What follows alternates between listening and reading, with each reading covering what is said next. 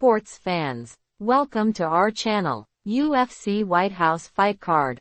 Early ranking for the 6 bouts set to take place at Freedom 250. After months of speculation, we finally know the card for the first fight card on the White House lawn. Officially titled UFC Freedom 250, the historic event will be held on the South Lawn on June 14.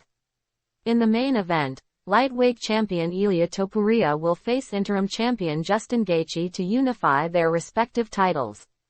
The interim heavyweight title will be on the line in the co-main event, when former middleweight and two-time light heavyweight champion Alex Pereira faces former interim heavyweight champ Gane. The card has been loaded top to bottom with fights that promise solid action and features many familiar names. With such a unique event on the horizon, we looked at the recently announced card to rank our excitement for each fight. Alex Pereira vs. Gane, Interim Heavyweight Championship. If you're looking for a fight that has all the potential to deliver on action, look no further than Pereira vs.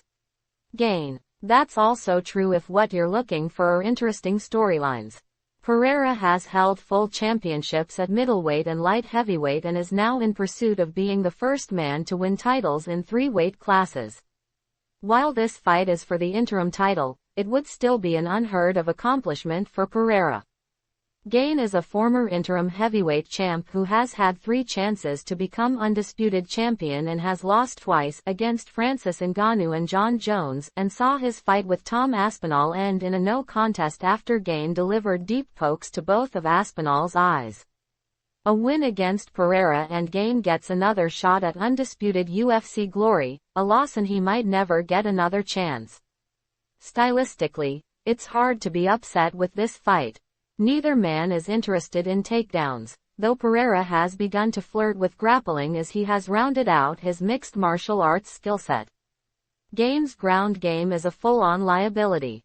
That makes for a fight between 2 elite strikers that should be fought almost entirely on the feet. What more could you want than heavyweights throwing hands with a title shot on the line? Diego Lopes vs. Steve Garcia, featherweights. High-stakes action on the lower end of the card are set as Lopes and Garcia clash. Lopes enters the fight in an unusual spot, having twice lost to Alexander Volkanovski in featherweight championship fights. Aside from the Volkanovski fight, Lopes has been nearly perfect in UFC action, only dropping his debut fight against Movsar Evloev. A win against Garcia and Lopes stays near the front of the line of title contenders, though he likely has to wait until Volkanovski drops the belt before he gets another crack. A loss, though, and Lopes' positioning will undergo a hard re-evaluation. Aside from the 2 losses to the champ, Lopes also had some surprising struggles against Gaethje at UFC 303 in a fight Gaethje accepted on literal hours' notice.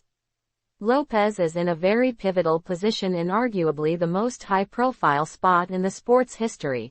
Garcia, however, has to feel like he struck gold. After starting his UFC career 1-2, Garcia has rattled off 7 consecutive victories, 6 of which came by knockout. While there are some good names on Garcia's resume, Lopes would be the biggest. Currently the number 8 featherweight in the official UFC rankings, Garcia has the chance to knock off No. 2 and put himself immediately into title contention in a fight that has all the stylistic reasons to be one of the best fights on the card, if not of the year. Gane Topuria, C. vs. Justin Gaethje, IC, Lightweight Championship. While promising explosive action, the night's main event checks in a few spots below the top here because it feels as though the outcome may be a little less in doubt than fights like Pereira vs. Gane and Lopes vs. Garcia. Topuria is currently a -535 favorite, making Gaethje the biggest underdog on the card. Both men are explosive strikers, but Topuria is far more technically solid and has been running through elite fighters in violent fashion. Of course, writing Gaethje off is always a risk. Many counted Gaethje out before his interim title fight with Paddy Pimblett, and Gaethje looked as good as he has in years in derailing Pimblett's hype train. Gaethje's style always gives him a path to victory, even if the odds are against him. The long odds in this one do not mean anything when it comes to the action the pairing should produce, even if it's only for a brief moment before one of the men is out cold on the canvas. Bo Nickal vs. Kyle Daukaus, middleweights. After a 2-4 start to his Octagon career, Daukaus was released by the promotion. Since the release, Daukaus has rattled off 6 consecutive wins, all but one by stoppage. Wins over Michel Pereira and Gerald Meerschaert since returning have cemented Daukaus as a solid middleweight and one who could serve as a gatekeeper in the 185-pound division. Daukaus is exactly the kind of fighter Nickal should be facing at this point in his career. After stacking up some easy wins, Nickal was brought back down to earth when he was battered and eventually stopped by Rainier de Ridder. Nickal bounced back from that loss with a head kick knockout of Rodolfo Vieira. Daukaus represents a legitimate danger to Nickal, but also someone that Nickal should be able to defeat. If Daukaus gets the win, it's going to raise real questions about Nickal's ceiling.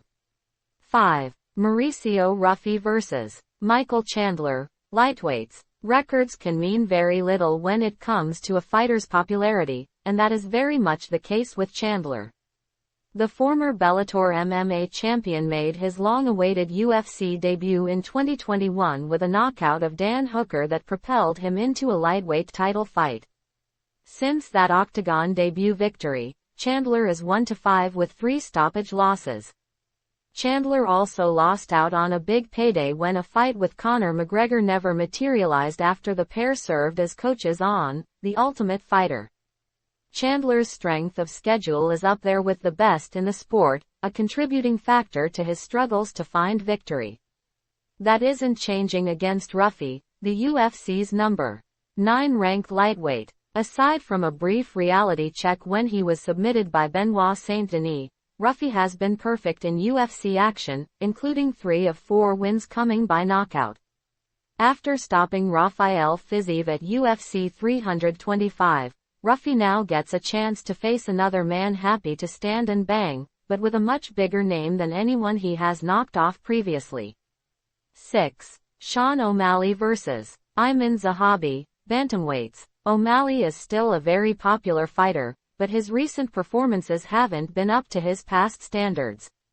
After losing twice to Merab Dvalishvili, O'Malley defeated Song Yadong at UFC 324 in a somewhat flat performance.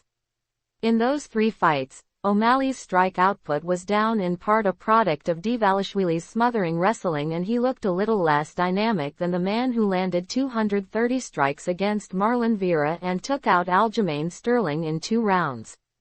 That's one of the only reasons this fight, which may serve as a bantamweight title eliminator, finds itself at the bottom of these rankings. Zahabi has rattled off 7 consecutive victories, with the 4 most recent coming by decision. In his most recent fight, Zahabi barely edged out a split decision win over Vera. O'Malley brings name value, but there is a strong chance this ends up being the least memorable fight on the card if it falls into a slower pace. This should, however, be a purely stand-up fight, as O'Malley has only scored 3 takedowns in his UFC career to just 1 for Zahabi. Hamare Channel co-subscribe Karna Matt Bulna.